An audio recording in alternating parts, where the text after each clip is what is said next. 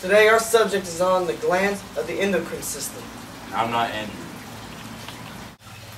The major glands of the endocrine system include Pituitary gland, hypothalamus, adrenal gland, pancreas, thyroid gland, parathyroid, and the reproductive gland.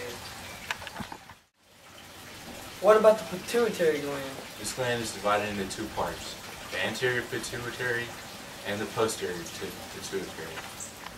The pituitary gland releases hormones that regulates many body functions.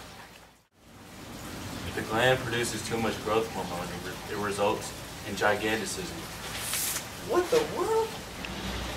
If the glands produce too little growth hormones, it results in dwarfism. Well, tell me about hypothalamus. Hypothalamus controls the secretions of the pituitary gland. How about the adrenaline gland? Aren't they pyramid shaped? Yeah, they help the body deal with stress. About 80% of the adrenal gland is the adrenal cortex, and it produces more than 24 steroid hormones called corticosteroids. Yeah, like epinephrine or adrenaline and norepinephrine. Well, how about the pancreas? The pancreas produces insulin and glucagon that helps keep blood glucose levels stable.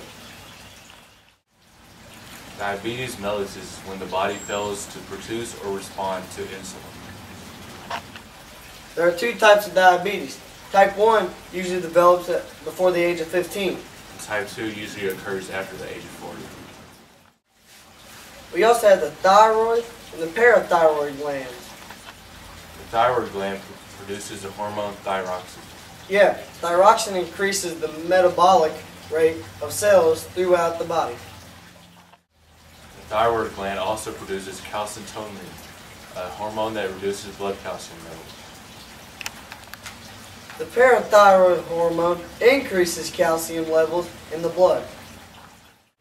Let's talk about the reproductive glands. Let's send all the children out of the room. The gonads, ovaries, and testes are the body's reproductive glands. The gonads have two functions. They produce gametes and secretions of sex hormones. In females, ovaries produce eggs and secrete of a group of hormones called estrogens. Well, in males, the testes produce sperm and secrete the hormone testosterone.